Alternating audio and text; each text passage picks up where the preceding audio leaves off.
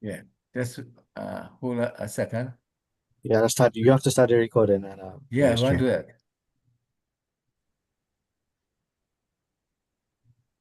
All right, and then mhm.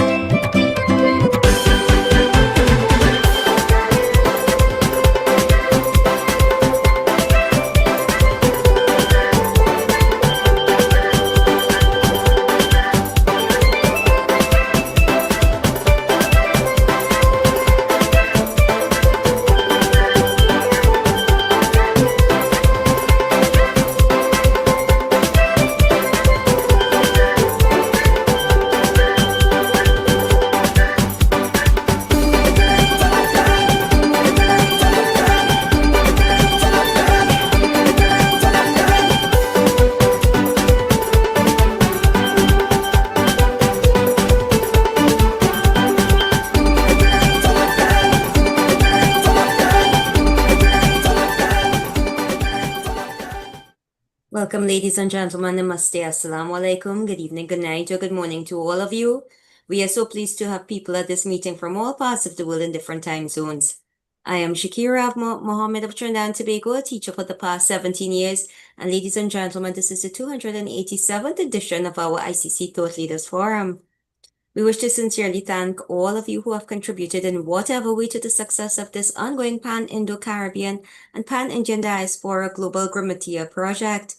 For 286 unbroken continuous weeks, we have been here every single Sunday, and in the past 5 years, 6 months, and 3 weeks, we have featured 1,153 presenters from all parts of the world speaking on 286 topics. Ladies and gentlemen, this is a weekly forum being hosted by the Indo-Caribbean Cultural Center, a legally registered research and publishing company operating since 2010. And today we are being supported by Foodmark Engineering of South Africa, founded 33 years ago by Vincent Govindasamy. In order to continue this weekly program and to make it bigger and better, we are kindly asking for suggestions and volunteers. If you give a donation, your name will be placed on our poster and all promotional materials, so you can please contact Dr. Kumar Mahabir for details. Today, we wish to congratulate Ashokram Saran of the Indian Diaspora Council on the launch of his biography. Now, this book is being launched now in New York, and the title is Beyond Expectations, The Odyssey of a Village Boy from Guyana. So, ladies and gentlemen, I'll introduce our moderator today, who is Shahalma Mohammed, the co-director of this ICC Zoom platform, who is a business teacher and researcher from Trinidad and Tobago. She obtained her master's degree in business psychology from Franklin University in the USA. Shahalma, welcome. Thank you so much, Shakir. Assalamu alaikum, namaste, and a warm welcome to all of you. Thank you so much for choosing to be here with us. This program is being recorded on Zoom and live streamed on the YouTube channel of the Indo-Caribbean Cultural Center. To all of you on YouTube, welcome. Hajin Dorothy Kulsum Mohammed, who appeared in our Conversations with Elders program previously, is celebrating her 103rd birthday today. What a milestone, right? So I just want to say happy birthday to you. May Allah continue to bless you with good health and happiness. And we hope you enjoy your very special day. I want to thank Vincent for being here with us. Vincent is the principal owner of Foodmark Engineering. And I want to thank you very, very much for your continued support. Ladies and gentlemen, to avoid intrusions from trolls, our IT manager has muted everyone. Speakers, please do not admit anyone, do not unmute anyone, and do not allow anyone to share your screen. Thank you so much for your cooperation. We begin today's discussion with a very short video clip from the 2019 movie titled Brown Sugar Too Bitter for Me. Navin, can we have that video clip, please? Brown sugar is too bitter.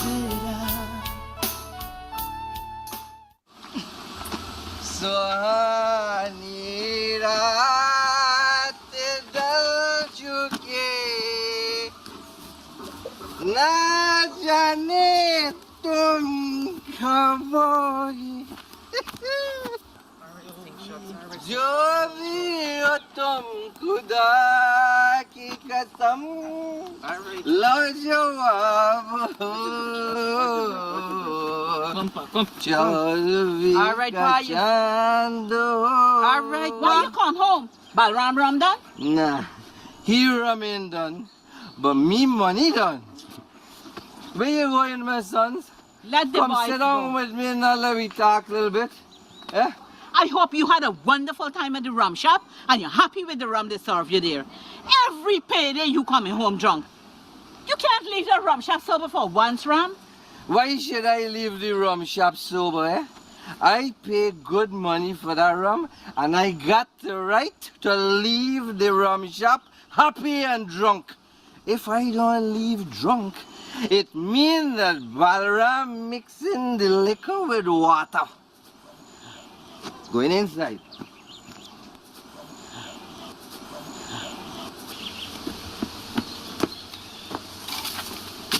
Rum shop.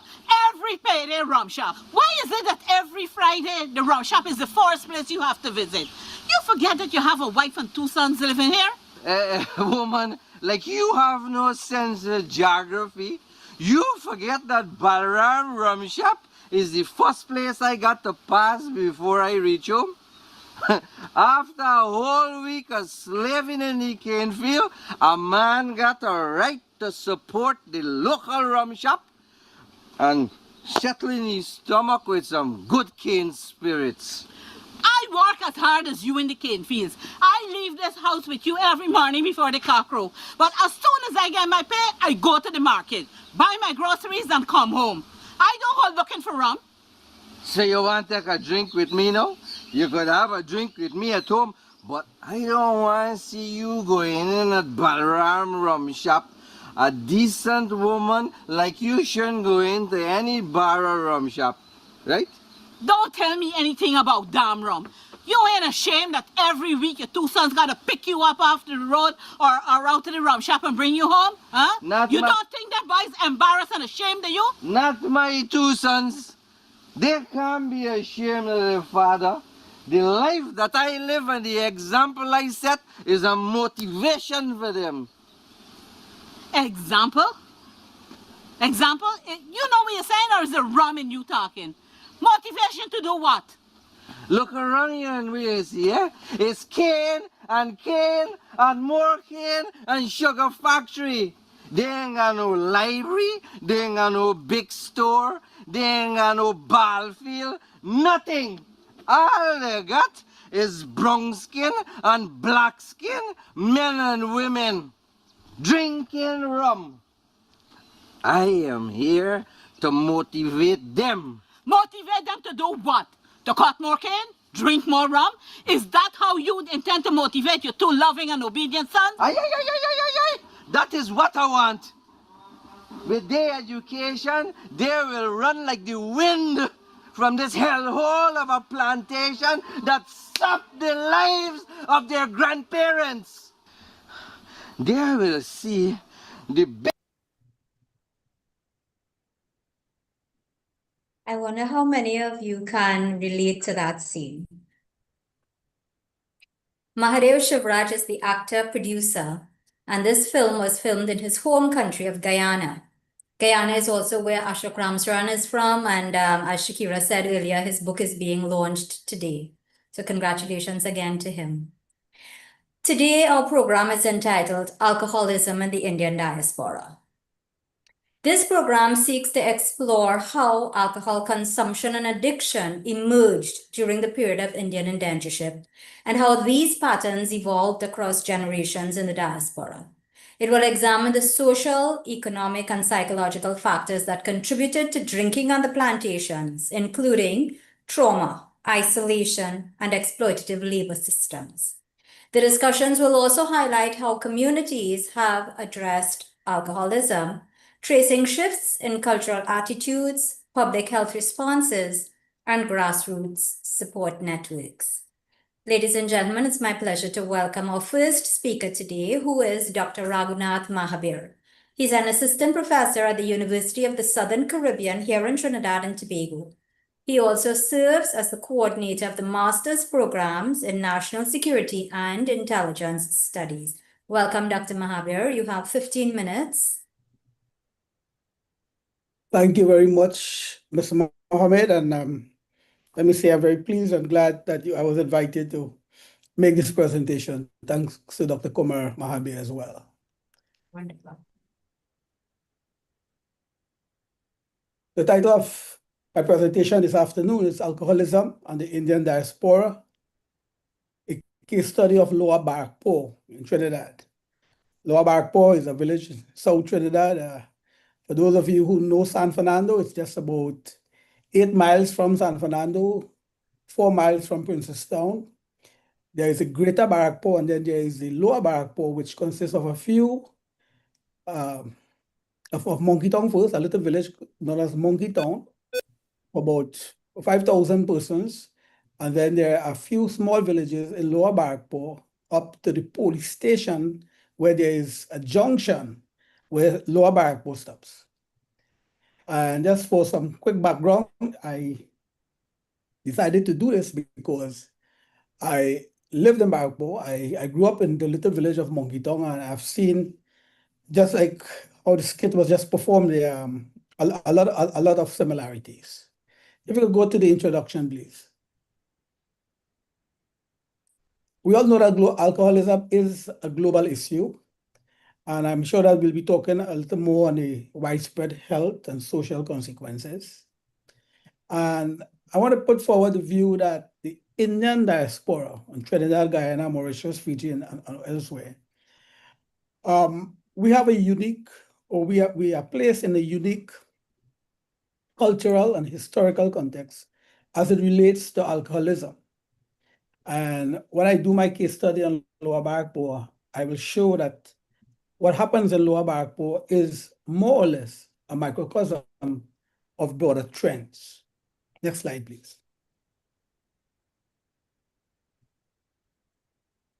As we all know, after slavery, there was Indian indentureship into Trinidad, 1834 to 1917. And the main reason, of course, was for laborers to work in the sugarcane plantations. We all know about this. And what we don't know really, or what we were not aware of, is that many of the colonial policies were, of course, designed to subjugate the Indians, control the Indians, and alcoholism was one. Cheap liquor was provided, and there was very little regulation. So that based on the several factors that affected the Indian laborers, being away from home and the loneliness and away from family and so forth, and then lack of regulation or little regulation, they were free to drink as much as possible. And we saw that the alcoholism, not that they didn't drink in India or that they didn't have, but in the estates, there was a kind of freedom where they were allowed to drink at particular times, and they took full advantage of it. Next slide, please. When we look at the alcoholism in the Indian diaspora generally, we know that there are cultural factors, including the stress of acculturation. There was discrimination, there were identity struggles, there were, besides the Indians on the plantations, they came and they met the former African slaves, they met the Europeans. There were identity struggles. If you want to look for reasons and excuses why Indians got into alcoholism, we were seeing that one of the main reasons was the fact that they were being away from home, they were acclimatizing, they were trying to see what would make them comfortable, more or less. And later on, we saw that there was a generational transmission. And now, like in Lower Barkpo, we are seeing a normalization, or there has been a normalization of drinking, especially in Lower Barkpo, where in my last survey, where for a stretch of 1.6 miles, there were 8 bars selling alcohol, and all were being successful. Next slide, please. Let's look at Lower Barkpo. For those of you who may or may not know Barrackpore, those who live in Trinidad, Barrackpore has always been a sugarcane area and a rice area, meaning that also that more than 92% of the population are Indians or people from the Indian diaspora. In 2003, Caribbean Limited was closed, meaning the sugar industry was shut down. There was an economic collapse, of course, there was a lot of unemployment. The statistics show, and based on my research, where I would have done a qualitative case study where I would have interviewed, I had a sample size of 30 persons. We saw that there was a rise in alcoholism, not that, again, there were not a lot of drinkers in Barrackpore, but we saw a rise in alcoholism in Barrackpore. We saw that after the closure of Caroni, there was, in one of his studies, we showed that there was at least an increase of 15% in drinking, in alcoholism. And what we also noticed is that there were several socioeconomic consequences in Barrackpore. Domestic violence, family breakdown, suicide, vagrancy, and sadly, school dropouts. And so in my survey, which I did, I also interviewed youths. This survey was done in 2024. I interviewed youths 15 to 24, 10 of them. I interviewed 10 adults, 25 to 54, and I interviewed 10 elders, 55 plus. It was not difficult to get people to interview. What we did, what we call purposive sampling, via the community leaders, the pundits, the priests, the churches. There are 2 clinics that the people from Barrackpore go to, that is in Debe and in Barrackpore. And we were able to speak to these 30 people. Next slide, please, so that we could follow up easy. And I want to talk about what was found out. So in the discussion, I had what we call the semi-structured questions, questions that were open. And there were several themes that emanated after the discussion. What was, well, sad maybe for me, I didn't realize, but the youths, there were youths as early as 15 years, 16 years, 17 years, who were already drinking alcohol. And in about 2 or 3 of the families, there were youths, 18, 19 years, who were already labeled as alcoholics. We spoke to different persons, as I said, and we were seeing that, well, 90% Indians, East Indians, Indo-Trinidadians, I should say. And when in the discussion and in the reviews, we were seeing that it was a generational pattern, where their great-grandfather, their grandfather, their fathers, they all were involved in alcoholism. But there was also the issue of the mental health overlap, the antisocial personality disorder, and the conduct disorder, or the disorders that were linked with alcoholism. Strangely enough, when we try to find out like how many persons divorce their wives or wives divorce their husbands because of alcoholism, based on the number of divorce cases we had, it was close to 48%. 48% of the persons said they divorced their husbands because of the problems with alcoholism. They had to divorce them because of alcoholism. They couldn't take it anymore.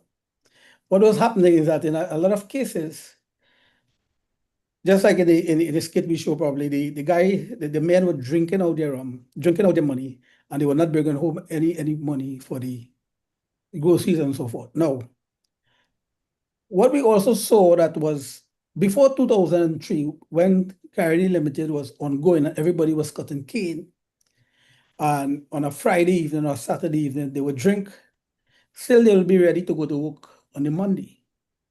Also, there was a policy by Caroni Limited itself to give alcohol to the workers, and they would take the alcohol, but yet, in many cases, if not all, they were able to go back to work on the Monday morning.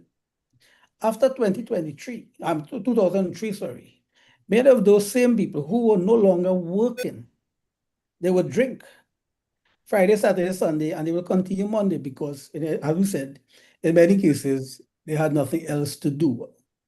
Some of them, and I tried to find out what are some of the jobs some of them tried to do. Some of them tried to go back into garden and farming. Some became taxi drivers, PH drivers. Some looked for work elsewhere.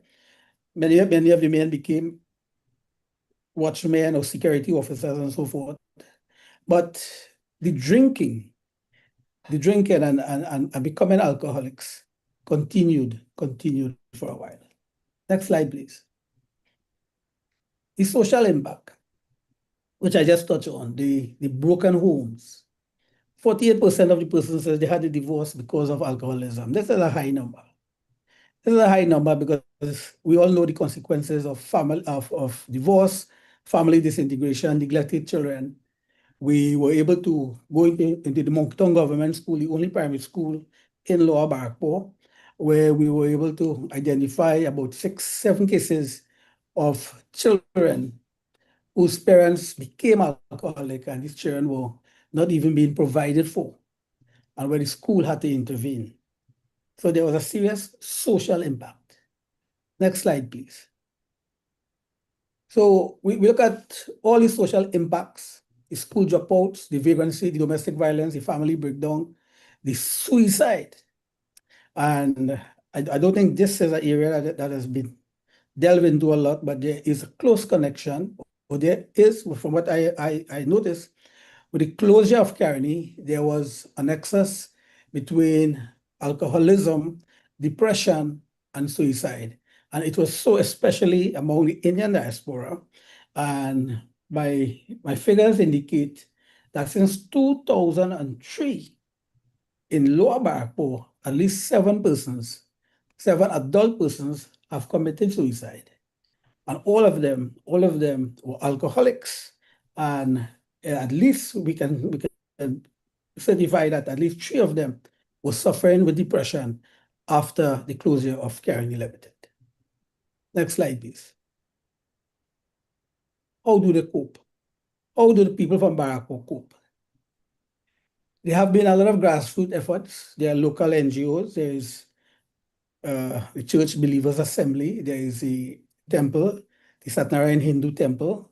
We have no mosque in the area, but the churches and the temples have been pushing forward on addressing the issue of alcoholism. The temples and the churches have come together. I myself, as a leader of one of the churches, had a interreligious grouping, organization calling for Hindus, Muslims, Christians to talk on the aspects of alcoholism and depression and so forth. And we have done it about 2 or 3 times, and we believe that it has had an effect because people need it. People come out and they talk about it. Next slide, please. So what do we expect and what are we looking for?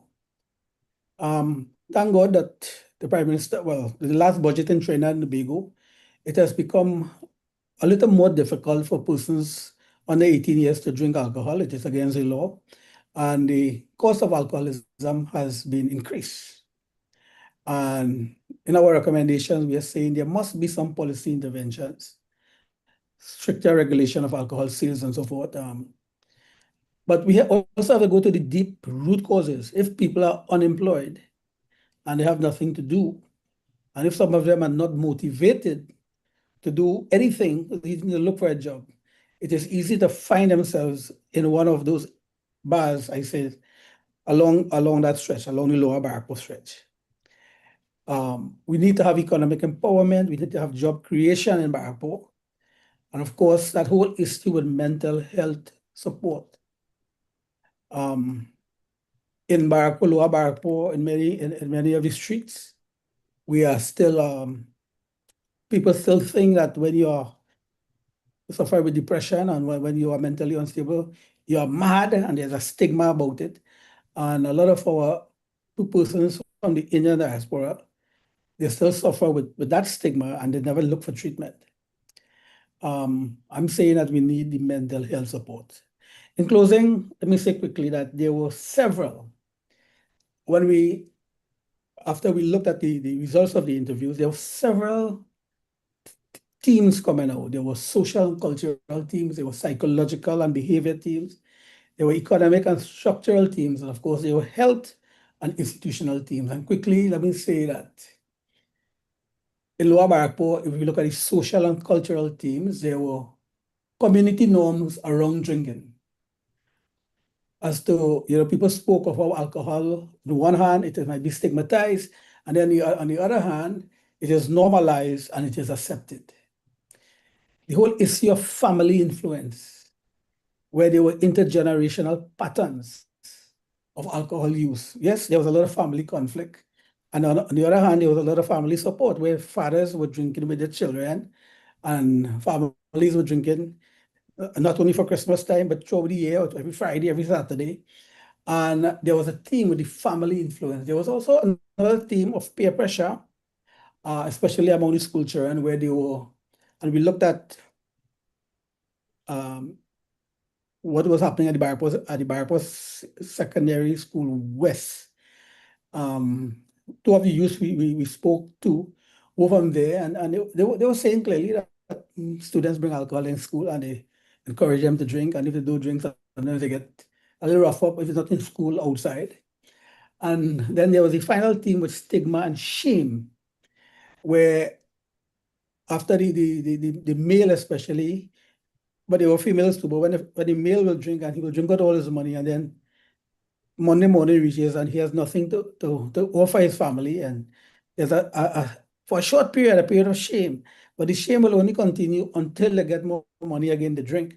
And that shame period, it just lapses. Then there were the psychological and behavioral teams which dealt with the coping mechanisms. And there were a lot of addiction narratives where people spoke of they tried their best to stay away from alcohol. One lady explained to me that her husband stayed away from alcohol for 3 months. And then one day she went to the market, and when she came back home, there were two of his friends home by him, and he was totally drunk. He was influenced by these people, or he had a craving for it. We don't know, but after 3 months, he just lapsed out again. Then there were the health and institutional teams where people talk about that. They know how alcohol affects them in health-wise. They spoke of some of the physical, mental, and emotional impacts of alcoholism. Two of the parents even said, two of the men said that their children, two of their daughters don't speak to them again because when they were drunk, they were abusive verbally and so forth. There was also the issue and the theme of the access to healthcare. Those who were drinking a lot, they realized that they could find themselves in the Princess Tongue Health Center, and two of the persons said that we get drunk, we are unable to move. One of them was with alcohol poisoning, and somebody took them to the Princess Tongue Health Center. They remained from there. They were taken to San Fernando. They remained 2 days, and they came back out. So in their minds, they have access to healthcare. It is wrong. It is unhealthy. Sorry, it could cause them health disorders. But there's a hospital there, and some of them felt comfortable that they could have gone to a health institution if the alcohol overtakes them so much. And then, of course, the economic and structural teams were dealt with unemployment and poverty, and a strong link. Let me say there was a strong link with alcohol use and economic hardship. Okay, Dr. Mahavir, Yes. in the interest of time, I'll ask you to just make your closing comment, please. Thanks. Yes, and then there was the whole issue of the workplace culture, where even in some of the jobs they will find themselves drinking, because some of them were security guards, some of them working for other people in groceries and so forth, and the culture of drinking is still there. In closing, let me say that alcohol use among the diaspora is a serious issue that has to be dealt with. We need to ask for government regulations. There needs to be more education on the issue, and everybody needs to get on board, including the NGOs, the churches, the government, and we too, as members of academia, need to spread our voices to show that alcoholism is not good. It's simply not good for our society. Thank you very much. Excellent. Thank you so much for this. It's a very, very important study that you've done, and I really appreciate the fact that you were able to bring it to us. Thank you so much. I know the members of the audience will have some questions and some comments for you. Thank you. So to members of the audience, please just hold your questions, hold your comments, or you can put them in the chat, and we will address those at the end of all these presentations. Thank you very much, Dr. Mahavir. I want to move on to our second speaker now, and this is Dr. Elja Roy. She holds a PhD in Communication Studies. Her research and films explore social movements involving multicultural and multiracial ethnic groups and minorities using community-based co-production approaches. So I'm very interested to see what she has to say about alcoholism in the diaspora. Welcome, Dr. Roy. You have 15 minutes for your presentation. Thank you so much for the introduction. And I'll start by saying that this is not my research area, but Dr. Shubhani Roy is my aunt, and she informed me about this. And then so my presentation, since it's not my research area, so my presentation is more of an overview before like the diaspora became diaspora. So I'm starting from the ancient times and then trickling down to today's time. And as I am in the US, so I'll talk about the diaspora in the US. These are my observational anecdotes that I'll be talking about. So to begin with, because I am giving more of an overview, to begin with, what is alcoholism? It is the characteristics, it is characterized by increased tolerance for alcohol, which means that an individual can consume more alcohol and physical dependence on alcohol, which makes it harder for an individual to control their consumption. And this is where I'm starting today. So this is Dr. Shubhani Roy. She is my aunt, and she moved to the UK in late 70s, early 80s. And what she says is, she and I both are from the same family. So we are from Indian middle-class Hindu families where drinking alcohol is a taboo, especially for women. And what she says is, though I come from an Orthodox Hindu family where drinking alcohol is a taboo subject, particularly for women, I do drink. And her drinking pattern is she takes like a small glass of red wine in social gatherings, or maybe 5 ml of brandy diluted in hot water when she gets a cold, and then 5 to 10 ml of brandy diluted in hot water again when she's emotionally stressed out and physically exhausted, and again 5 to 10 ml of brandy diluted in hot water while relaxing on a Sunday evening. And does she consider herself an alcoholic? Absolutely not. So she says that I do not drink alcohol every day, and I do not drink alcohol out of respect to elderly relatives visiting me. So that is like an Indian tradition where, especially from middle-class families, that you do not drink in front of your elderly, you do not drink in front of the people you respect. And that is something that, as an Indian growing up in India, because I moved to the US when I was 26 years old to get my graduate degree, I realized that was where the disconnect was. That's where the culture started shifting. And I'll talk about it when I wrap up my presentation today. So, alcoholism in ancient India. So ancient texts describe the widespread use of somrasa. So that's where it starts from the Rig Vedas, that alcohol consumption was very normal. And then it was occasional auspicious as well, like during festivals, during religious ceremonies, alcohol was served, but then again, it was also a regular habit. And alcoholism existed as long as alcohol existed. And it seems like as long as the ancient Indian civilization existed, alcohol and alcoholism both existed. But later with Manu Sanhita, Manu is criminalizing alcoholism. Manu is using fear to counter alcoholism. And Manu is saying, in Manu Sanhita, Manu is saying that though alcohol is part of a ritual, but he's condemning it. He's criminalizing it. He's using fear. He's instilling fear among the people to make sure that people do not consume alcohol at all. And then, of course, historically also, alcohol use has been varied across caste. Being lower castes consuming more alcohol than the upper caste, as well as there was difference between male and female consumption of alcohol.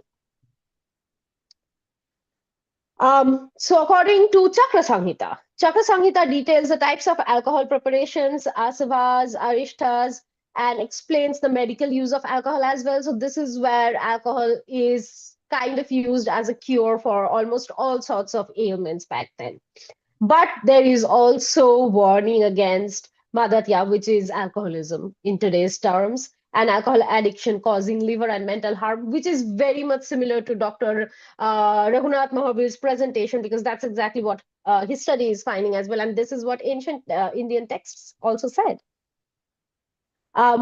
Now coming to the cultural aspects of alcoholism. So as even from the ancient times, drinking has been shaped by caste, region, religion, social norms, and even in today's times, there is a correlation between class and alcoholism in terms of like the lower class in India drinking more often and the higher class drinking more often than the middle class.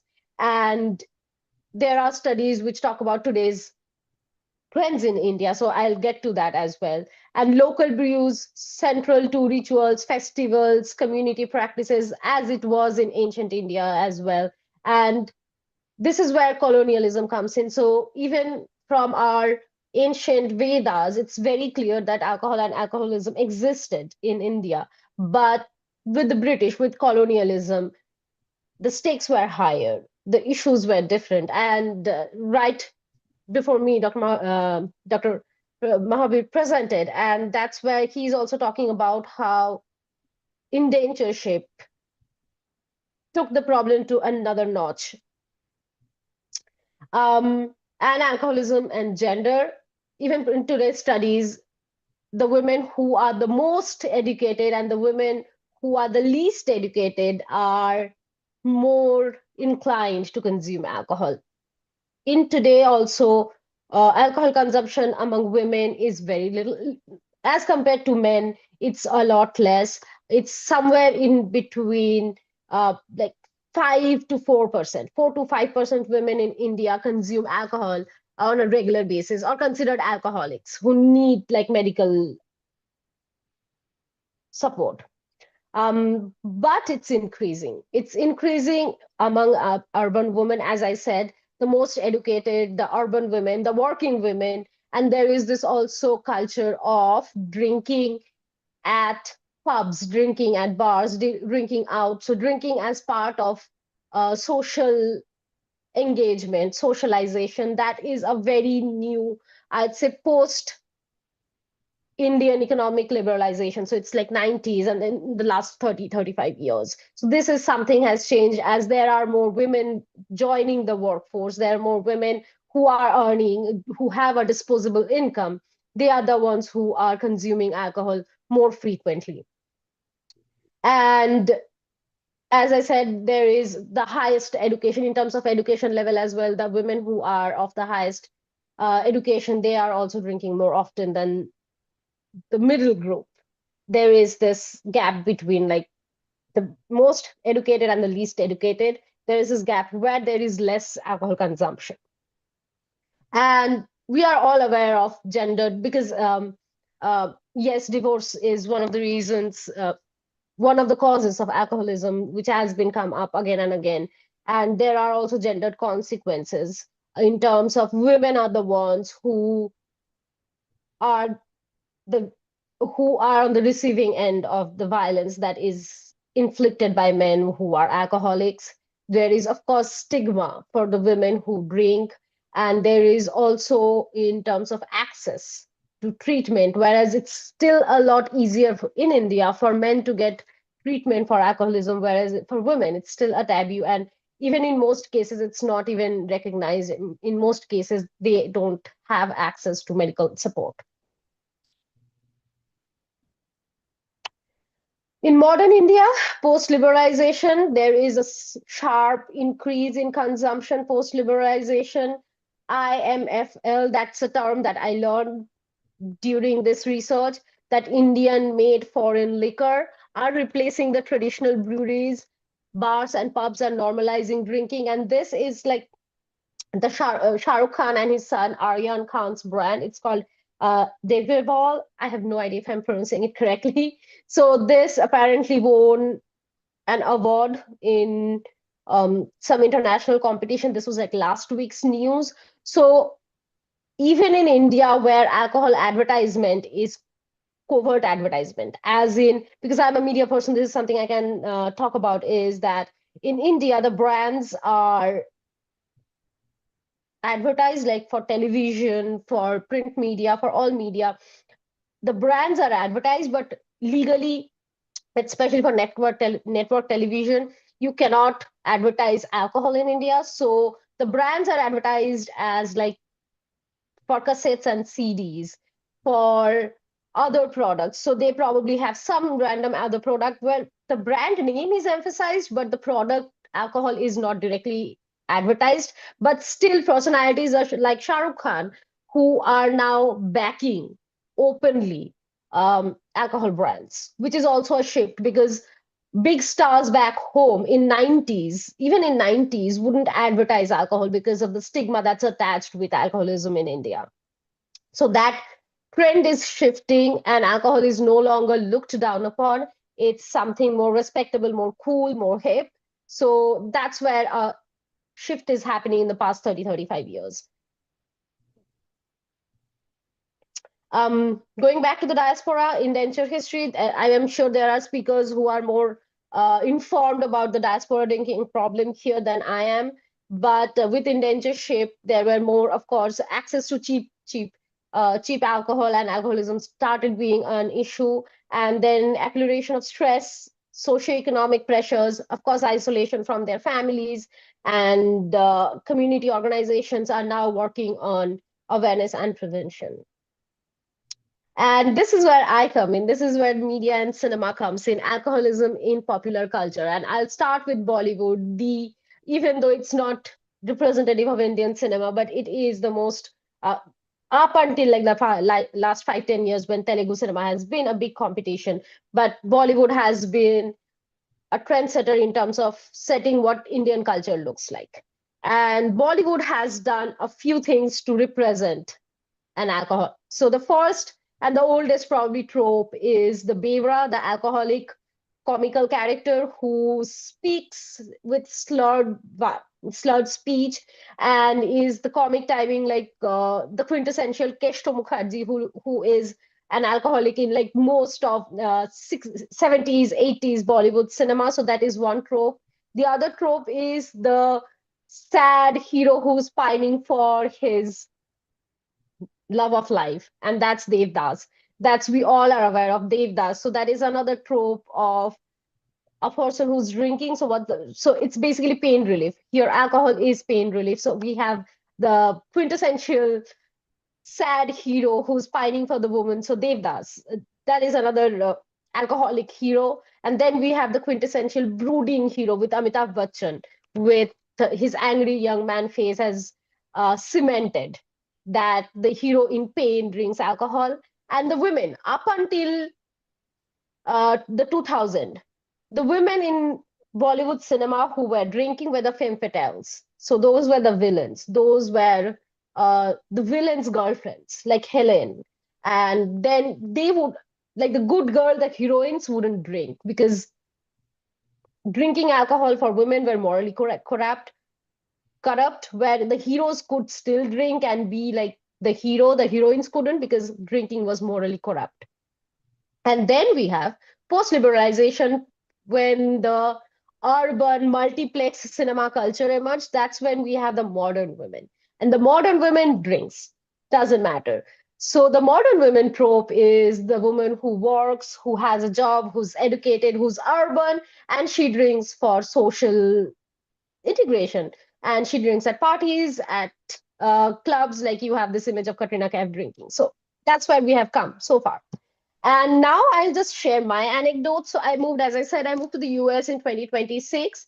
And this is where I was, as a graduate student, I was managing expectations. So I still have my Indian upbringing, where I have my parental guiding, where it is still looked down upon, like drinking is looked down upon. And here I was in social situations where drinking is normal, where we would have, like, we would, from our graduate student group, we'll go to the happy hours and everybody drinks. So that's where I started. I would say I started drinking, but also I have always been extremely conscious about how much alcohol I consume, because if I lose my complete sense of control, then I don't know how I'll react in front of the group, the cohort, who are foreign, by the way. So it's not just me, I'm also representing an Indian. So I want to make sure that I don't take it for granted.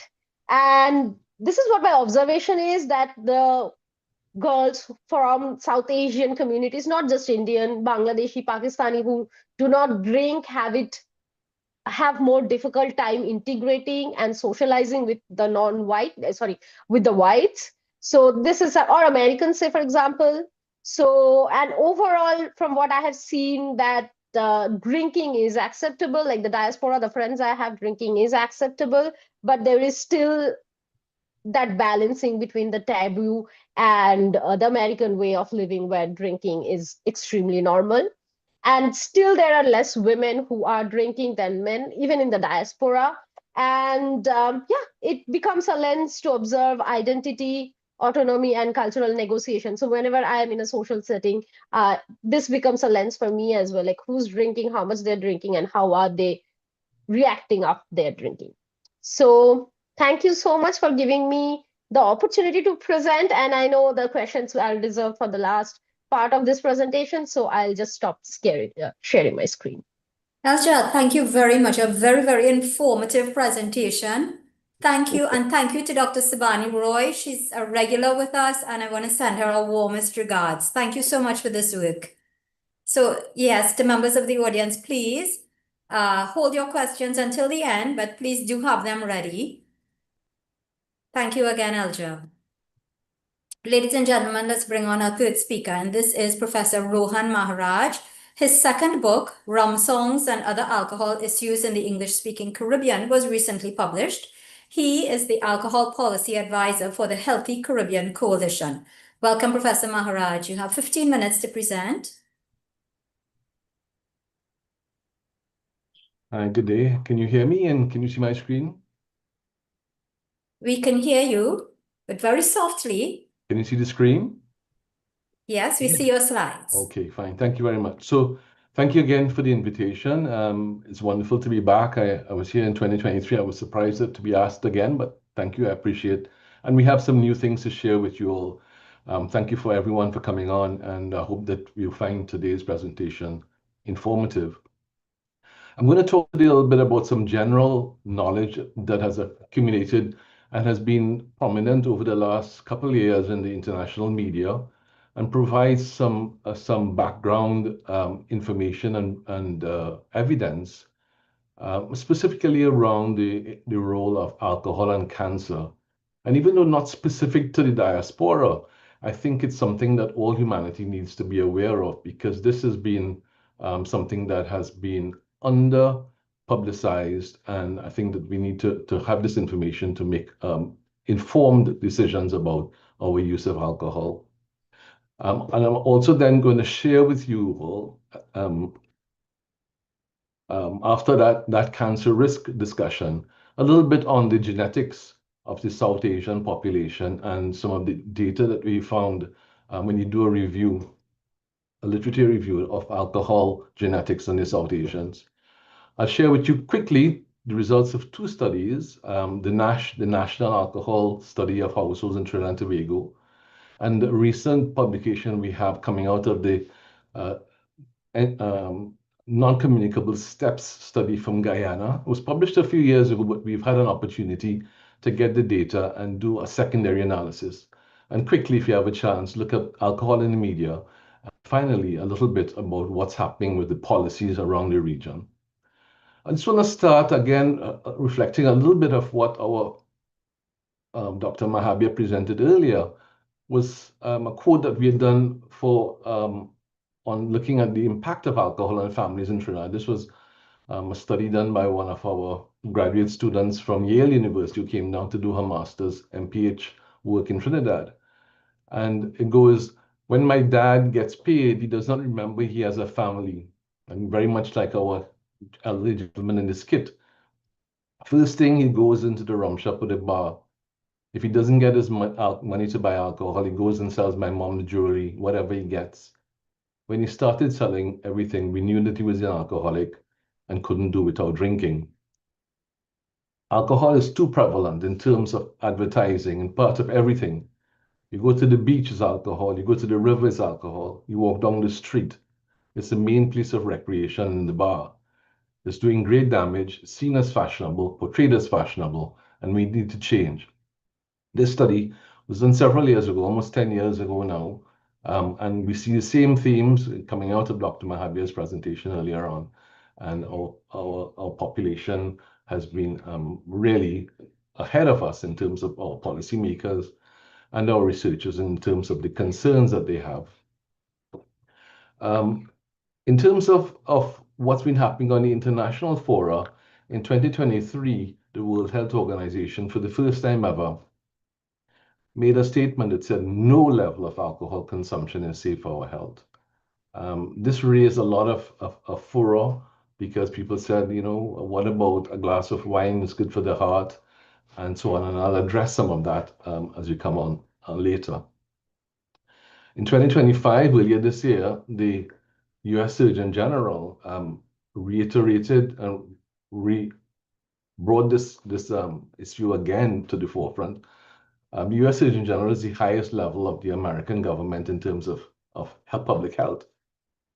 And they brought out a booklet called Alcohol and Cancer Risk. And also, I spent a little time because many of you have seen this, but may not have had a chance to get into the details of it.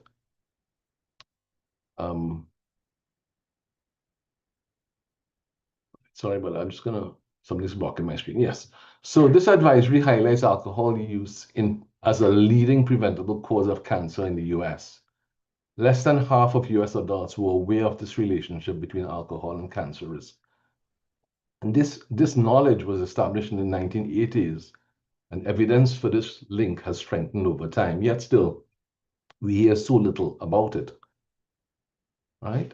Alcohol consumption is a leading preventable cause of cancer. In the US, if we were able to stop all alcohol use, it would translate to nearly 1 million preventable cancer cases over 10 years in the US. And importantly for women, it accounts for 16.4% of the breast cancer cases in the US. So these are things that many of our population are unaware of, even though, you know, it is such an integral part of our daily activity, our lives, and our family lives. So alcohol contributes to 740,000 cases worldwide. And you think, well, if you look on the top left-hand side of this pie chart, you'll see that even drinking less than 2 drinks a day, which is what is recommended, for example, for men, you still get 185,000 cases per year. And that's because so many people drink at that level that it still does contribute to the total number of alcohol cancers internationally. And what these two graphs show is that high alcohol consumption increases cancer risk in both men and women, and high alcohol consumption increases breast cancer risk in women. So at smaller levels, you know, and I'll show you a graph later on that sort of addresses the breast cancer issue. So higher levels of alcohol creates greater level of risk for cancer. Many countries have started to respond to this. In 2026, Ireland has passed a law that requires cancer warning on all alcoholic beverages. So this is going to be a revolution when it happens. The alcohol industry fought tooth and nail to prevent this from happening, but the European Union and the World Trade Organization regulators that said this can happen.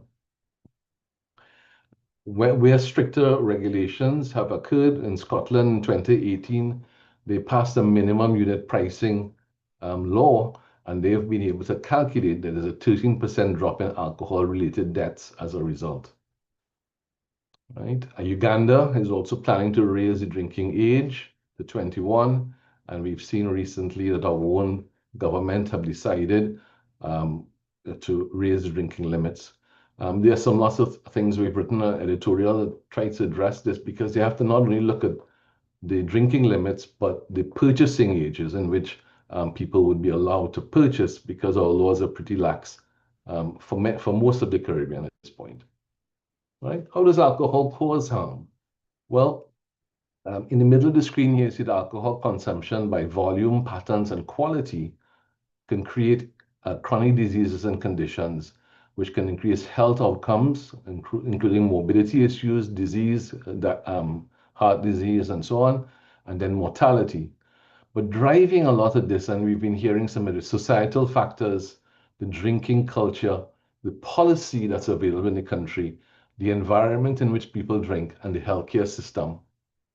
But on the other side of it, there are population factors, gender, how alcohol affects women, for example, more than it affects men, age. As you get older, alcohol has a worsened impact on you. There's issue around poverty and the availability of disposable income that helps to decide how people drink. And in this, missing from this diagram is the whole idea of ethnicity, which I'll touch on as we go ahead. Because this, for South Asian populations, this is an increasingly important aspect of it. Right? Alcohol is broken down through two enzymes, alcohol dehydrogenase and aldehyde dehydrogenase. But the real toxic part of the alcohol is this middle compound, the acetaldehyde. Acetaldehyde has been recognized as a class 1 carcinogen. Other carcinogens in that class are things like ionizing radiation, asbestos, radium, and solar radiation. And we all accept those things quite easily, and we want to protect ourselves. We're afraid to take x-rays. We are careful if we go out in the sun for too long and so on. And we know that astronauts are very much at risk. They have to have protective gear when they go out in space. But we never talk about, oh, I should be careful of my alcohol intake because it is a class 1 carcinogen. And this has been well known for over 30 plus years now. And both the International Agency for Research in Cancer, which is a WHO statutory committee, and the US National Toxicology Program have reported this. There are 4 ways in which alcohol can cause cancer. One, through the acetaldehyde, which we mentioned, but also through mechanism B here, and oxidative stress. When alcohol is metabolized, it creates something called reactive oxygen species.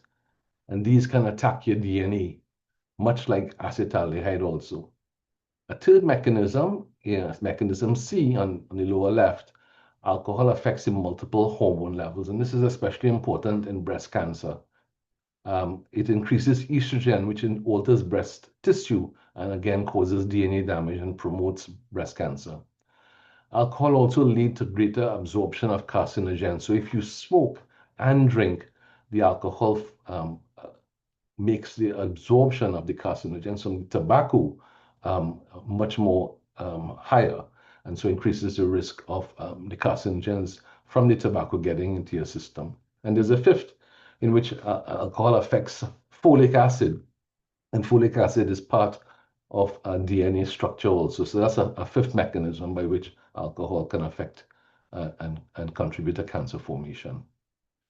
So when the WHO created this statement about there is no safe level of alcohol consumption, this is the type of data that has contributed to that decision. So what we have here, the blue, red, and green bars represent 3 different forms of drinking. One is just drinking about 1 drink a day, 2 is 2 drinks a day, and 3 is 3 drinks a day. They have the actual amount of alcohol at the bottom. And you have several conditions, different forms of cancer, esophageal, mouth and oropharyngeal, liver, breast, and diabetes. And what you see is that as if you drink at a low level, your risk compared to someone who's a non-drinker goes up to 1.45 for mouth and oropharyngeal, 1.8 for esophageal, 1.15 for breast cancer. But as you go up to 2, you see the red columns going up. And then finally, if you're at the highest level, the rates of cancer goes up also to a maximum of 6 times the amount for mouth and oropharyngeal cancer. This graph tries to help us to understand what happens for different women with different risk factors. If you are younger, normal weight with no family history, then you, sorry about that, your risk is almost zero if you don't drink. But as your level of alcohol goes up to 3 drinks a day, your risk will go to about 1.15. So not too bad. And you'll say, well, I enjoy the company of my friends and so on, but I don't have a family history of breast cancer and so on. And I probably won't have too much of an impact if I'm a young and slim woman. If you are younger and normal weight, but a first-degree family history, so a mother, a father, sorry, not a father, a mother, a sister, an aunt, a grandparent, then your risk automatically starts at twice someone who's never had, even if you don't drink alcohol, your risk goes up. But if you start to drink and you're at this level, your risk will then go up to 2.5 times other people who are not drinkers and don't have that risk factor. If you're older, over 50, if you're overweight and no family history, you start off at about 2.5. And if you drink 3 drinks a day, you'll go up to about 3 times plus greater risk as compared to someone who doesn't drink and doesn't have your risk factors. And here's what happens. If you're 50, you're overweight, and you have a family history of someone in your family, a first-degree family relative with breast cancer, you start off with a risk of 5 times a non-risk person without risk. And if you drink 3 drinks a day, your risk goes up to 6.5 times. So this is how, one, knowing what your risk is based on your age, your body habitus, your family history, and so on, it will tell you, if you drink, what your risk is. And so people can use this information to guide their use of alcohol. All right. Research published in November 2023, for the first time, showed the risk of alcohol for colon cancer. It's not a huge risk. Your risk goes up by 1.1 times compared to someone who doesn't drink. So it's not a huge risk, but it is something, as we get larger populations being involved with this type of research, starting to show that there is some risk. And it's, again, if you've got a family history of colorectal cancer, you might want to look very carefully at your intake of alcohol. And then there's always a famous question, isn't a glass of wine good for the heart? So this is what we call the famous J curve. And what this says is that the relative risk in this side, that one says that you have equal risk, whether you drink or not, of not having a high level of heart disease. And as you drink, if you have 1 drink a day, your risk actually drops to 0.8% or 80% less, 0.8 of one who is not drinking, compared to someone who is not drinking. So your risk actually drops compared to that person. And what happens is then that's the value of having a small amount of alcohol to protect you from heart disease. But note, as soon as you go up to 2 drinks a day, you lose that benefit. And if you go higher than that, you start to become at higher risk. Right, let's go on then to some of the research. This is a little bit, again, quickly on that reactive oxygen metabolism. Alcohol is broken down to acetaldehyde, but this reactive oxygen species are created, and they can now create all sorts of harm. They affect your DNA and cause mutation, and are well recognized to contribute to alcoholic liver disease. Now, let's talk a little bit about genetic variation. What we have been able to recognize in the last 20 years is genetic variations in some of these genes can influence an individual's susceptibility to alcohol-related issues. So if certain genotypes, which is this GSTM, which is this glutathione S-transferase, is an enzyme that breaks down this very reactive and cancer-forming reactive oxygen species. Sometimes if you have problems with this enzyme, you get higher risk of developing alcohol use disorder or alcohol-related cancers.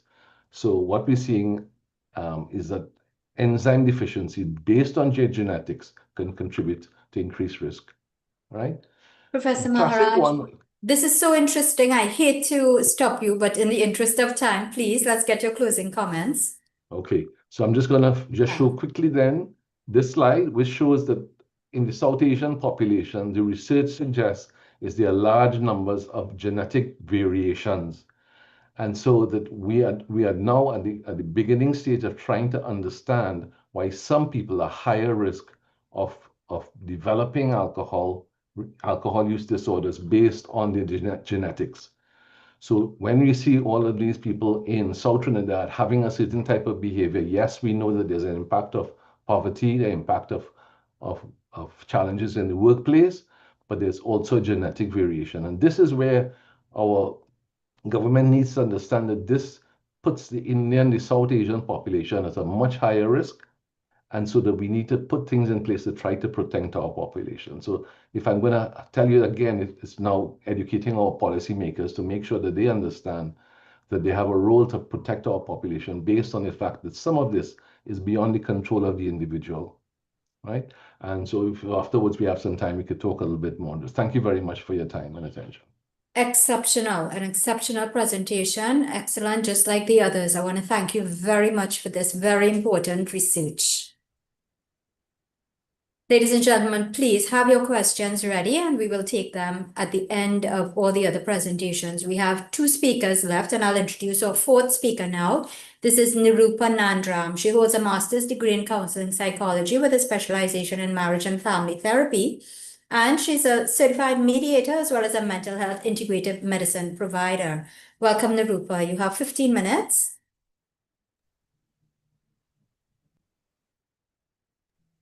Hi, good Nirupa, afternoon.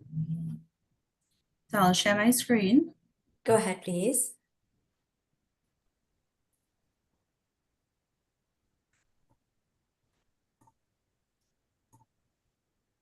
I'm not seeing it up. Is it up? Not yet.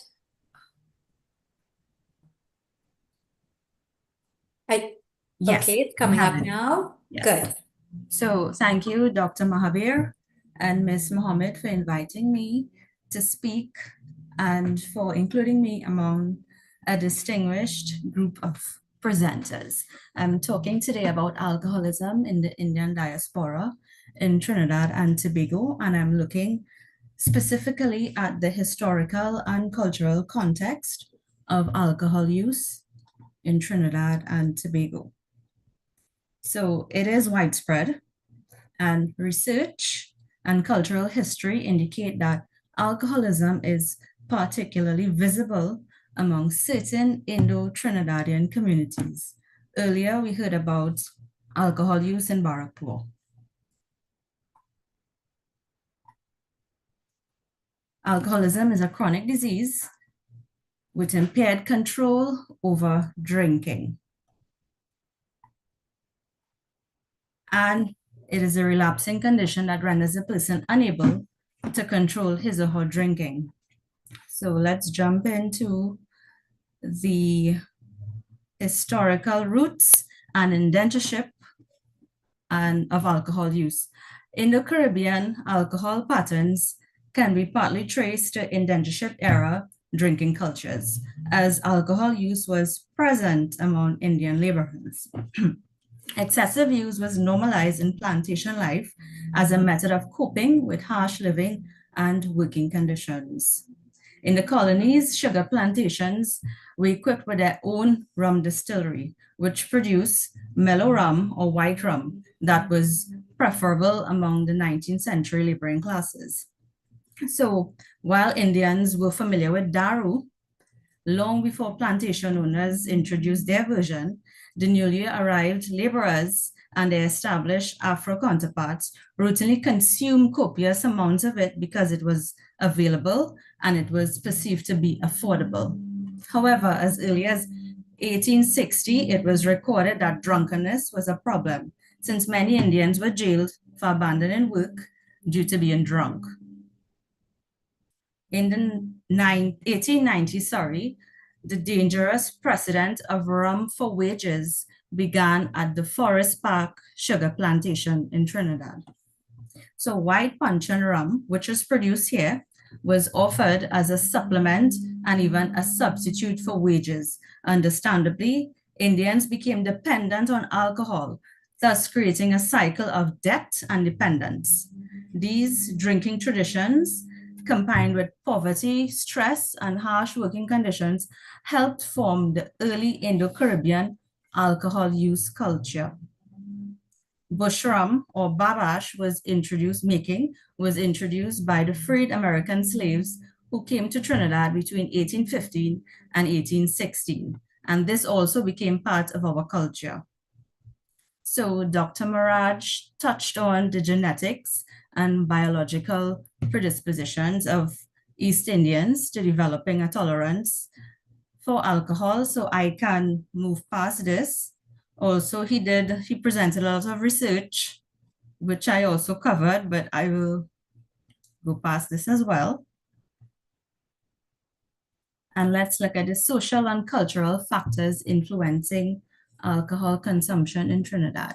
So in Trinidad, alcohol has been used as part of our folk remedies to relieve pain, treat fevers, and create elixirs. We are very familiar with Zaba Peak soaked in babash or punch and rum, which was used to treat fever and flu. And up to today, people still swear by this remedy for very serious fevers. Family and community celebrations like weddings, cultural events like carnival, and even our cultural expression in the form of chutney music also normalize alcohol use. Drinking is accepted as part of the culture, and alcohol is often a central element of celebrations and holidays. Alcohol serves to grease the wheels of conversation at social events, and drinking is expected to be part of most social events. Even for religious ceremonies, such as a Hindu wedding, where the consumption of alcohol is expressly forbidden, one can always find someone with a well-stocked bar in the trunk of their vehicle. Chutney music in particular, which is a fusion of Indian folk music with Caribbean calypso, often refers to alcohol and the perceived desirable outcomes of consuming it. Very popular songs like Rum Till I Die, Rum Is My Lover, Rum is My Veins normalize overindulgence, potentially leading people to drink more than usual in social settings. They can encourage excessive and risky alcohol consumption by making heavy drinking appear normal and desirable. Other contributing factors to alcoholism include high school culture. For many adolescents, high school is a period of increased freedom and experimentation with alcohol, leading to a lifestyle of frequent and heavy drinking that can continue well into adulthood. Maladaptive coping mechanisms such as alcohol use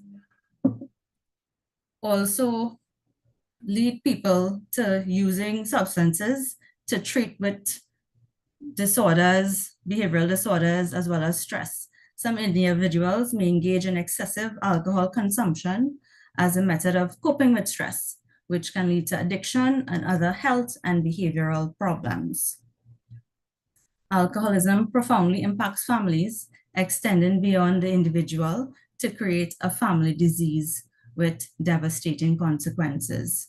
Alcohol abuse is often minimized in families, and fear of shame prevents persons from seeking help. There are stigma and barriers to seeking help in Trinidad. Quitting drinking can cause a person to feel excluded or isolated from the community, which causes many persons to never seek treatment or even admit that there's a problem. Stigma surrounding alcohol addiction means many families and individuals hide the issue or are in denial of it, making it difficult to identify and address. There may be a lack of awareness about alcohol-related problems, leading to a gap in understanding and addressing the issue, especially in persons with lower educational attainment. The first step in addressing this issue is identifying it. Dependence often progresses rapidly and goes untreated, but the first step in addressing the issue is labeling it. In counseling, we can't address an issue if we don't know what it is, if we don't identify it. Alcohol addiction treatment is always the right choice for those who want happy, fulfilling, and meaningful lives. And in Trinidad and Tobago, we have alcohol addiction facilities like the New Life Ministries Drug Rehab Center at Mount St. Benedict and the Cora Substance Abuse Treatment Center at the Cora Hospital. We also have a very vibrant Alcohol Anonymous chapter in Trinidad that provides help and support for recovering alcoholics and their families, which is very important. Treatment for alcohol use disorder may include medications used in combination with behavioral treatments, which are aimed at changing drinking behavior through counseling. Treating mental health issues such as depression and post-traumatic stress disorder that coexist with alcohol misuse. Support groups such as mentioned before, the Alcoholics Anonymous organization, and family support is integral to dealing with alcoholism in the family by providing a safe and non-judgmental space for individuals to share their experiences and feelings. Family members also provide encouragement and support to the recovering person to help them stick to their treatment. The emotional support and encouragement can ease the loneliness and despair that often accompany addiction. Moving forward, culturally sensitive treatment and preventative youth programs can help break the stigma and the cycle early through education and community engagement. Support the need for policies and strategies to regulate the consumption of alcohol and reduce its effects. And recently, we saw in the October budget presentation that the government, the Trinidad and Tobago government, doubled the excise duty on alcoholic beverages and for rum and other spirits. And these measures are intended to boost government revenue, but it can also impact the level of alcohol consumption in our nation.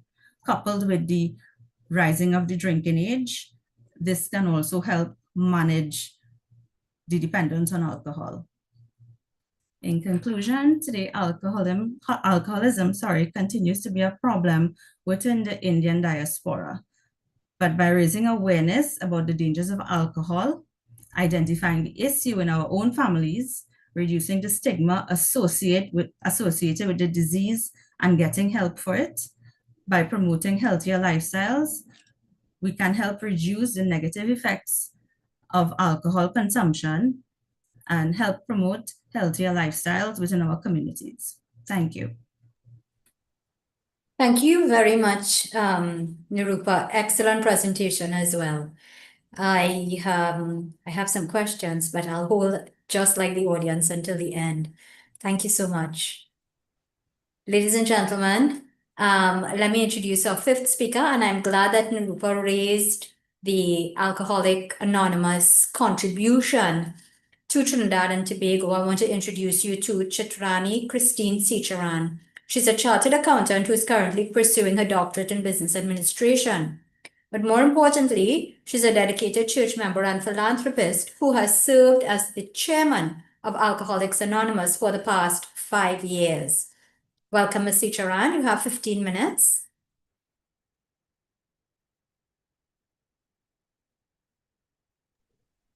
Ms. Secharan?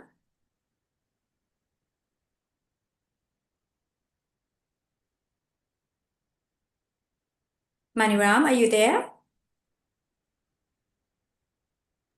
I don't think she is a co-host. Right. Yes, I am here. I'm making her now. You're making her co-host now. Thank you. Yeah. Yeah. So she can Hi, speak. Unmute and speak. yes, I unmute. Let me see my camera works. I don't think the camera working. And I cannot share my presentation. Um, uh, You are now co-host. Can you try sharing screen again, please? No, I'm getting host disable participant screen sharing. hold on. She's still not co-host. Okay. Okay. Hold on. Let me see. Do that. Well, for the meantime, Yeah. our presentation so thank you all for welcoming us to present that, this important topic. Too many Try times now.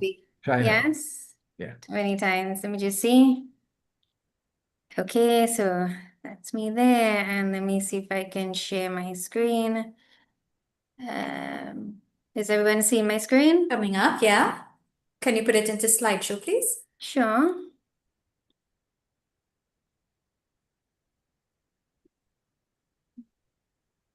I think the moderator has to give me 10 minutes. All right.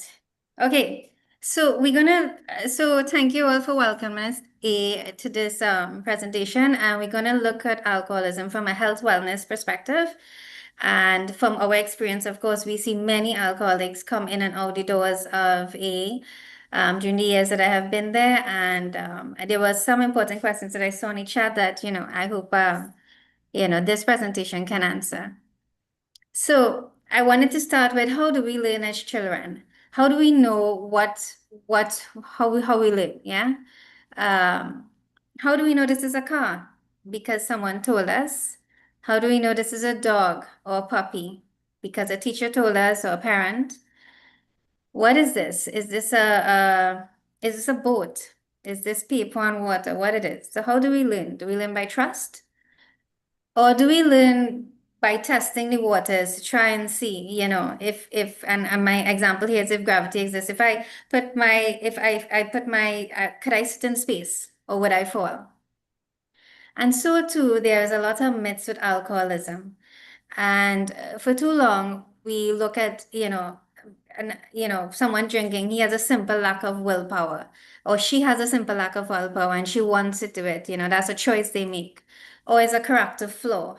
And I saw some of the presenters talked about, alcohol can be used for pain relief. We use it like brandy, especially with kids, when we taking care of them as kids, and sometimes we use it, for neck pains and back pains. Does alcohol kill brain cells? Is that a myth or is that truth? Does alcoholics drink every day? Is that a myth or is that truth? And those are some of the things that I wanted to look at. Common misconception of alcoholism. I can handle my alcohol, so I don't have a problem. And a lot of people think like that, I just drink, once a week, I don't have a problem.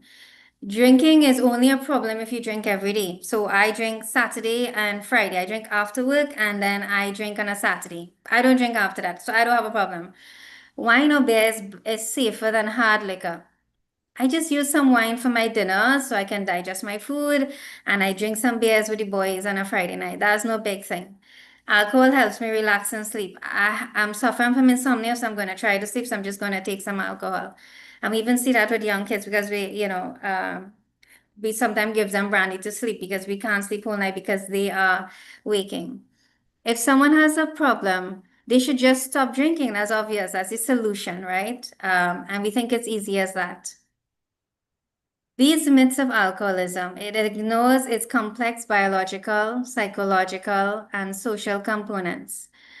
This misunderstanding can lead to stigma, hindering individuals from seeking, receiving effective treatment. And this brings us to what we call alcoholism, or understanding the alcohol use disorder. And millions of persons suffer from this, leading to significant health and economic burden. And this presentation explores nature, impact, pathways to recovery. So when we look at alcoholism, we're going to first look at what alcoholism is not. Alcoholism is not a moral failing or a choice made lightly. It is a chronic medical condition that requires empathy, understanding, and comprehensive care. Recognizing this helps shift the focus from judging people who consume alcohol to support and recovery. What is alcoholism? Alcoholism is a deadly disease for where there is no recognized treatment. And this is important because there's no recognized treatment.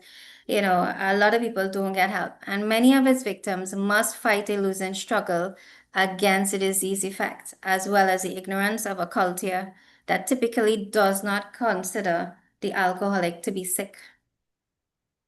One of the major symptoms is the constant obsession of the next drink.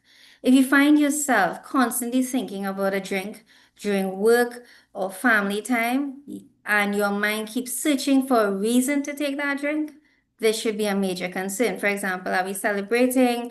Are we sad? Did we get a promotion? Did my boss just get on? You know, some things like that. You know, you're constantly looking for a reason. And then another major sign is if you find yourself starting to lie about if you took a drink or not. Too many times, you know, we see this in we alcoholics can't count beyond 3. Every time you ask an alcoholic how much drink you take, 1 or 2 or maybe 3, but as the most, but it may be 3 bottles. It may not be 3 drinks. Yeah, so they lose count, right? And the medical implication, and I'm not a medical doctor, but I'm going to start with our own literature on alcoholism. And we start with the big book. And the doctor's opinion says alcohol on these chronic alcoholics is a manifestation of an allergy, that the phenomena of craving is limited to this class and never occurs in the average drinker. So we say, not everybody that drink is an alcoholic, right? But you must look out for the symptoms that I shared before. And the person that becomes the alcoholic is usually allergic to this substance. And that is where we look at it from that perspective. So if you're allergic to something, it will kill you. Yeah. Of course, I added in this, we don't look at this in A, but I added in this just for completeness of the topic. And it does have chronic brain disease, impaired ability to stop or control alcohol use. It is classified under DSM-5 category, defined by 2+ symptoms in a 12-month period, and is related to mental and brain-related condition. It's a continuum. It ranges from mild to severe, not a moral failing as we think it is, and it's brain-altering. It affects rewards, memory, and decision-making systems. Causes and risk factors. Genetics is a big thing. If you have alcoholic in your family, most likely you should look out for that.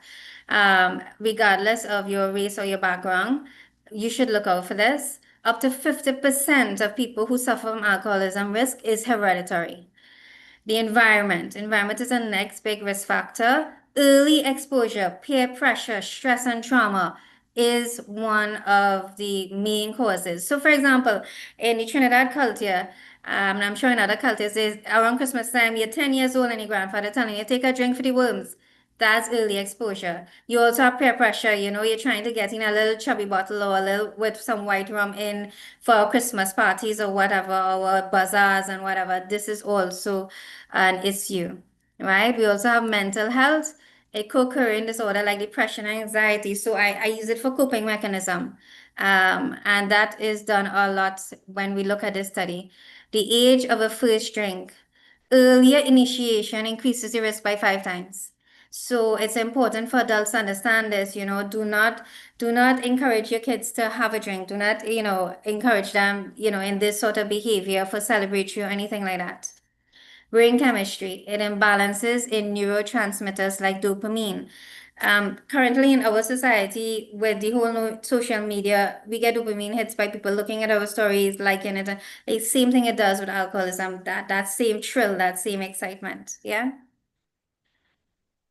Mental health and cognitive effects, how does it alter your personality? And it does alter our personality. Brain drain, brain damage. So it's shrinkage, impaired memory and learning. This is a big thing that happens.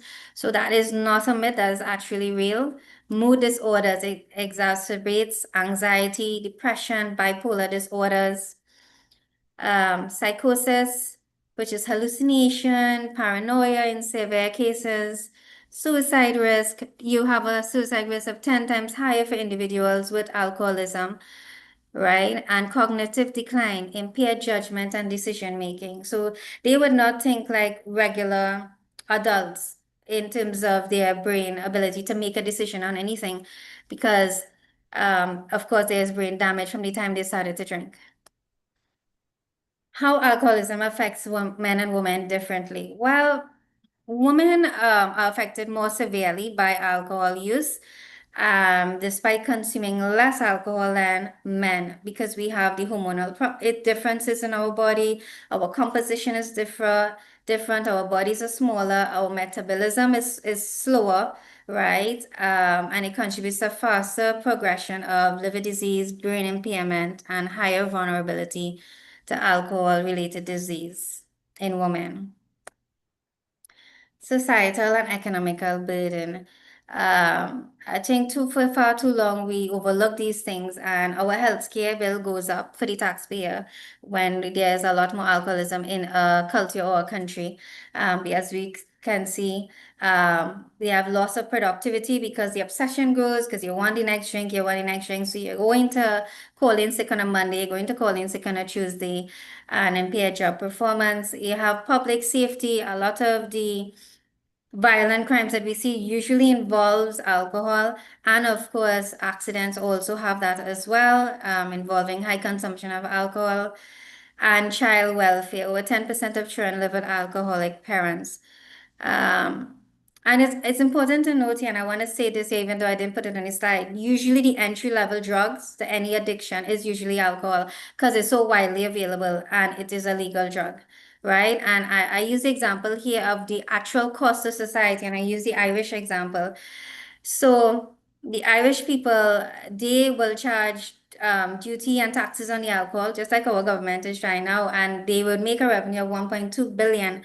But then because of all of these healthcare productivity laws, public safety, and child welfare, they incur a cost of 12 billion, which means a net loss to the taxpayers of $10.8 billion. And that is quite a hefty bill for the society to carry. Recognizing the signs and how to spot it. Compulsive use, repeated unsuccessful attempts to stop. So that is one way to look at it. Continued use, despite the negative consequences, there's, quarrels at home. It is a family disease, of course. There's, fallout in work. You still continue to use it. Tolerance and withdrawal, needing more or experiencing physical symptoms. Neglect, failing to fulfill major obligations like work, family obligations, for those who are in school, projects, etc.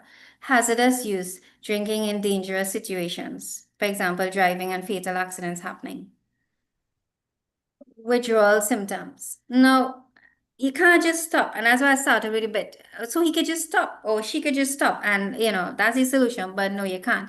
Because when you start to stop, now you have the withdrawal symptoms like tremors, anxiety, sweating, nausea, and in severe cases, seizures. And proper medical supervision is essential during the detox phase. So usually when you come in here, we tell you, listen, you are going to stop, but you need to seek some medical attention because of the withdrawal symptoms. And you also have insomnia, you have headaches, you have fatigues, irritability, hallucinations, and all of these things we need to look at.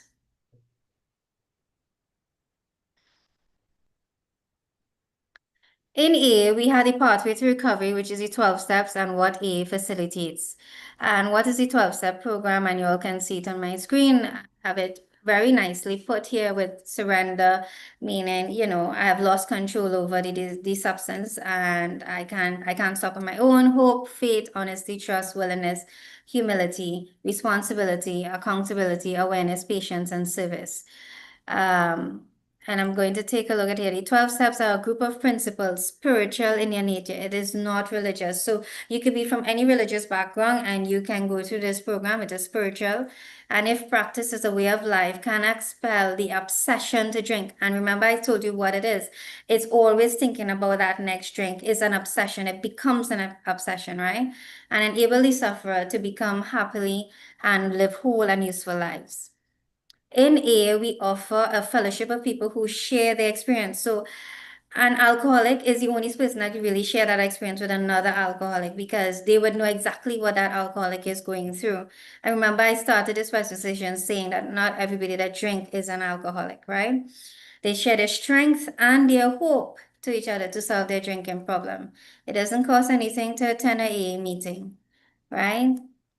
Now, there are other pathways to recovery, which of course was touched by other presenters. There's the detoxification, medically observed withdrawal, which we ask to when you come in AA, medication, FDA-approved drugs, therapy, the cognitive behavior therapy or motivational intervening. Then you have support groups like AA and the other 12-step programs, and you have holistic approach, which we encourage exercise, nutrition, and mindfulness. In AA, we give person-to-person service or sponsorship, what we call sponsorship to the alcoholic coming to AA from any source. And the AA program is set forth in our 12-step, offers the holistic alcoholic a way to develop a satisfying life without alcohol. Because of course, when you start a detox, you think, how can I live without alcohol? You know, I have friends when I drink, I have social settings, I have, you know, all of these things. Types of meetings we offer. We offer meeting formats includes 3. So it's the open speaker meeting, which is open to alcoholics and non-alcoholics, so like family members if they want to join that meeting as well. We have closed discussion meeting, which is just for the alcoholic or anybody who thinks they are an alcoholic. And then of course we have the 12-step meeting, which is also closed and it's only 2 people that is there. That is your sponsor and you, where you actually go through the recovery program of the 12-step, and that is very confidential. At AA, we offer the concept of anonymity. AA has a guaranteed personal privacy to everyone who attends this meeting since its inception. Its founders, which is, Dr. Bob and Bill W., original members are recovering alcoholics. Thus, they were aware of the humiliation and the dread of public exposure that most alcoholics feel about their drinking. And due to the high social stigma associated with alcoholism, the original members of AA realized that in order to successfully recruit and assist other alcoholics in becoming sober, there need to be a strong guarantee of that anonymity. In TNT, you can now attend online meetings, keeping your camera off and use a nickname. You don't have to use your real name to address, keep protecting your identity. Ms. Chicharan, I'm glad you raised that point. We're coming to the very close to asking you to please wrap it up. But before you move on, I'm just very curious. Can persons who are outside of Trinidad and Tobago also join in those online meetings? Definitely, definitely. You can visit our webpage and you'll get information on, where the meetings are. And plus I'll give you information on our telephone numbers. You can also call, WhatsApp us, and you can get your Zoom link or for that online meeting, right? Terrific. So can we have that put into the chat, please? Sure. I will do so. I just want to wrap up fast because I guess I'm running out of time. You are out, yes. Right, I'm just going to skip this, right? But these are the solutions: public health, awareness, early intervention policy, youth education, and community support groups. And I just want to talk about a bit before I wrap up. Our mission is to help anyone stay sober who is an alcoholic. And of course, we do offer services of helping people stay sober, and honesty and accountability is encouraged. And I just want to end by saying that if you are suffering with a disease, by investing, in prevention, research, and accessible care, we think we can break the stigma and foster, understanding for millions, right? If treated properly. And I'm just going to go to here, and this is our information here. And of course, it will be put on the chat as well. All right? And that's Excellent. from me. Thank you very much. So, welcome. ladies and gentlemen, I just want to let you know that this is our final speaker today, and we would welcome your questions. If you would like to pose a question directly, please raise your electronic hand. You can go ahead and click on the reactions button at the base of your screen. You will see a raised hand icon. Click on that, and I'll call upon you. Meanwhile, Ms. Sicharan, let me just ask you this. Some cough syrups are ingested by children and teenagers, and those contain alcohol. To what extent is this early introduction to alcohol attributable to addiction? We have not done that research as yet. But of course, once you introduce your children to alcohol, it is a risk. And if it is hereditary in your family, right? And then again, is the level and the percentage of alcohol in that cough syrup. So as parents, I will tell you, look at the ingredients, make sure that you can review it. And of course, I see my colleague here is raising his hand, so I'm just going to give him an opportunity for that as well. Yeah? Manuel Dipchan? Yes, thank you. Mr. Dipchan. Hi, thank you very Yeah. much, and good afternoon again. I agree with Ms. Sicharan. We have not gone into that level of investigation as yet. But one of the main things that we have to try to accomplish is to encourage parents that encouraging that child to take that first drink or sip, as we say in local terms, for the worms, or when it is Christmas season, all of that, to discontinue it, because we have situations where we deal with children and parents from time to time where they have developed this problem already. They are already hiding alcohol and taking it to school. And when you ask them how it started, they say they got it from their grandfather or grandmother or grandparents. And the same way they accessed it is through what I just said. Thank you. Right. Good, thank you so much. We have a question for Professor Maharaj, and this is from Anne Rupnarayan Singh. She says, I would like to ask, how do genetic polymorphisms associated with alcohol metabolism interact with cultural, social, and environmental factors to shape patterns of alcohol use? Right. So can I show a slide? I had a slide on that. Is that possible? Sure. Let's see if I can find it.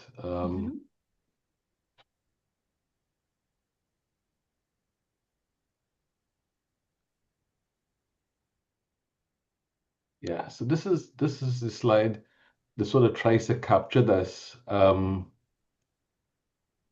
yeah. Can you see this one? Yeah, we're seeing it. So Yes. this tries to capture all of these things we've been talking about. Genetic susceptibility, the fact that we already have so many things within our population, non-alcoholic fatty liver, type 2 diabetes, and being overweight or high fat content in our bodies. And then these socio-cultural drivers, and we've heard about the indentureship rum culture, our carnival culture. And then that all of those things drive our alcohol exposure pattern, how much we drink, our early exposure, the type of drinking that we involve with. And then you have the biological pathways, this acetaldehyde that I talked about. And then parallel to this is the whole idea of stigma, which was touched on by one of our speakers. And then the healthcare system, how does the healthcare respond? Dr. Mahabir mentioned this idea about people feeling safe because the healthcare system provided them with some care, but it was also the stigma that's attached that may prevent people from attending, as we heard from our speaker from the Alcoholics Anonymous. And all of these contribute to alcoholic liver disease, hepatocellular cancer, strokes, myocardial infarction, alcohol use disorder, which is the correct name. We don't really use the name alcoholism anymore in the medical fraternity, intimate partner violence and injuries. And this is how you can sort of start seeing that those things acting together to produce this final harm, whether it's through illness or death. So I hope that helps the speaker. Yeah, excellent. Thank you very much. We also have a question from Anne for Dr. Mahabir. And this is, how do traditional Indo-Caribbean gender roles influence the way women respond to, endure, or conceal alcoholism within the household? Dr. Mahabir? Thank you for your question. From my experience, women are socialized to be silent and enduring. They are taught to conceal what is happening. They're expected to stabilize the family and ensure that no shame comes to the family. So more or less, over the years, they have been keeping alcoholism in the family secret. Yes, with education and more people going to university and understanding that alcoholism is a disease, people may want to speak out. But the traditional thing is that women try their best to protect their family, and they are more or less, if you want, they're repressed into silence as to speaking out on alcoholism or what their family is doing and so forth. That's my short answer for that. I hope that suffices. Yeah, thank you very much. Chitrani, I see your hand is up. Would you like to add something? Yeah, I would like to say that from we see that women drinkers are usually closet drinkers. So because there's a stigma attached to it, they tend to drink behind closed doors and no one is aware of what is going on. And they do reach out to us for help, but it is high privacy that is needed for that. Because of course their family isn't aware and they do have a problem. And of course it affects the entire family whole as a whole because they are the heart of the home. Yeah. Yeah, thank you for that. Another question here for Dr. Mahabir. Dr. David Subran is asking if in your research, did you find anyone who was addicted and was able to totally end the addiction? Yes, we actually found two persons who were able to end the addiction. They would have received considerable help. One of them was taken out of the country. The other one was affiliated with a Pentecostal church, give his life totally over to the Lord, as we say. And it is one of them 13 years, and the other, I think, is about 5 or 6 years. They moved away from drinking, and both of them don't drink at all. In the case of the first one who went away, he had considerable family support. With a well-to-do family, they were able to take him, I suppose, to clinics and so forth, but he had the family support that was there, and the other guy, he had the community support to help him. So yes, to answer your question, we found two persons. Okay, so did they use pharmaceuticals to help them, or was this simply counseling or personal decision? Can you tell? With the first person who went away, I would think that he would have used medication and so forth. I really do not know. With the other guy who started coming to church and give his life to Christ, he didn't use anything. He just, one day he made a decision. He was not drinking anymore. I think he had a considerable family support. He would have seen what the alcoholism would have done to his in-laws, his children, so on and so forth. And he just stopped. He just stopped, and he's strong, and he's still being encouraged to, to be sober all the time after 6, 7 years. And he has succeeded. Excellent. Thank you very much. Mr. Ken Solane, you have a question? Yes, thank you for the presentations. And just a comment, in my family, our folks from St. Vincent, who's had a long tradition of drinking and at these like family get-togethers. And one thing I found that works is we started doing like substitution. In other words, we would organize a tea party where we would have like a sampling of 6 different types of teas. And that became the focus rather than the alcohol. Now, you get a lot of resistance from this at first, but as people get into it, they find that they can go to a function and still have a very enjoyable time and have fellowship with their family and things like that. But I think we as Indians have to start to develop behaviors to take alcohol out of our functions. and substitute it with other things. Like you could have more of a cultural get together, or something where you even have a performance where, like, we had some kids that learned how to do dance and they did a little performance for us. And because the kids are involved, you don't want to have alcohol, around that event. So I just something to think about is that we have to kind of change some of our behavior if we want to lower the consumption and the abuse of alcohol. Excellent, excellent point, and excellent, quite an innovative initiative to change the behavior toward alcohol. Let me ask Ms. Nandram, can you please make a comment about how sustainable that type of switch can be in terms of consumption of alcohol at social events within the family? I think it is very sustainable. I commented that I love the tea party idea. I actually do a huge pot of chai whenever I have family social events. It's culturally appropriate and it is not alcohol. And when we talk about family gatherings and the prevalence of alcohol in these gatherings, there are persons, in my experience, persons look out for it and they feel that it's not a get together, it's not appropriate if we don't have alcohol or rum. And little by little, I think with a strong personality and insistence, we can start integrating this new type of gathering in families with respect to, I spoke about our rum culture and music. Chutney music is very popular, but all these songs talk about rum drinking, loving rum, etc., etc. And persons take these things to heart.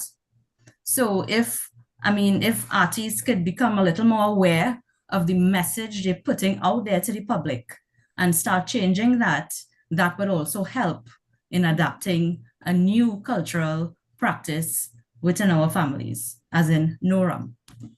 Yeah, excellent.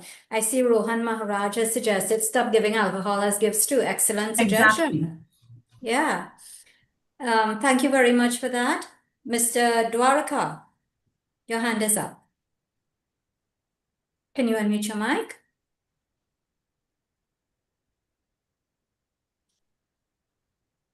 Go ahead, please. Yes, first let me congratulate you and Dr. Mahavir and for really organizing this program. A lot of very, very important information was disseminated this evening. Let me start off by saying I am a person in recovery as well. And sorry, I put up the wrong background. That's a program I do sometimes. Let me change that. Go ahead, please. Yeah. We have 2 minutes left. Yeah. I'm a person in recovery and I have had 41 Christmas parties here since I stopped drinking, where I invited all my siblings. I've had 4 weddings and there was no alcohol served. Yes, some people didn't like it at first, but now my sister-in-laws and everybody, they're happy to come to my Christmas parties because they know they're going to go back home early and sober. I just wanted to share that. Thank you. Thank you. Excellent. I want to ask Vincent. Vincent, can you please unmute your mic? Vincent has financially supported our program today, and he is from South Africa. And we have a question from Dr. Chris Rampasad, who is asking, let me just pop back here. Essentially, what she's asking is, what is the situation in South Africa and some of the other countries in the diaspora in terms of the effect of alcohol abuse? Vincent, can you just give us an idea of what's the situation in South Africa? Well, the situation here in South Africa is the same as what I hear that has happened in the Caribbean. So it is the same things where the people drink causes problems in the families and the breakdown. And as time goes on, when the couples are getting divorced, the divorce rate starts coming because of alcoholism and alcoholics. What Yes. about alcohol use among the youth? Yes, it is. It is as well. It is among the youth in school parties and things like that. You do get the use of alcohol. Okay, very good. So it's similar to our situation. Yes, very similar to the situation. Yeah, thank you so much. But okay, fine. Himraj is saying the Caribbean proves an amazing choice of non-alcoholic beverages. We have sorrel, fruit punch, mango, orange, soursop juice. We need to expand these offerings at events. Yes, Himraj, I totally agree. Thank you very much for that. Ladies and gentlemen, I'm not seeing any questions. At this point in time, I just want to say this has been a fantastically enlightening program. I want to say thank you very much to all of our speakers.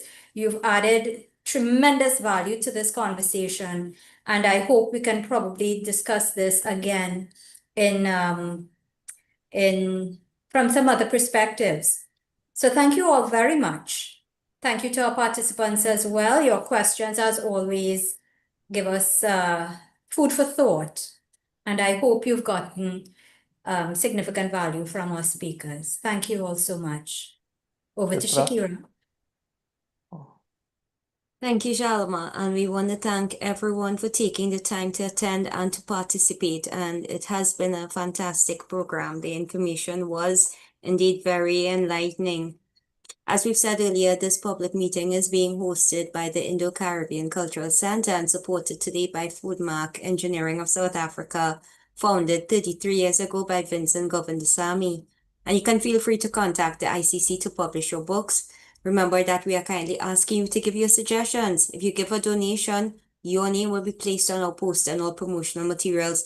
And please contact Dr. Kumar Mahabir for details. Our topic next Sunday will be funeral rites and rituals in the Indian diaspora. So we want to thank our planning team led by Dr. Kumar Mahabir and Shalama Mohammed, our IT consultants, Daryl Grantham and Navin Mangal, and Darren again for designing the poster. So please visit, like, and subscribe to our YouTube channel to see all our past recordings. I am Shakira Mohammed from Trinidad and Tobago saying goodbye. May God bless you all. Dhanyavad.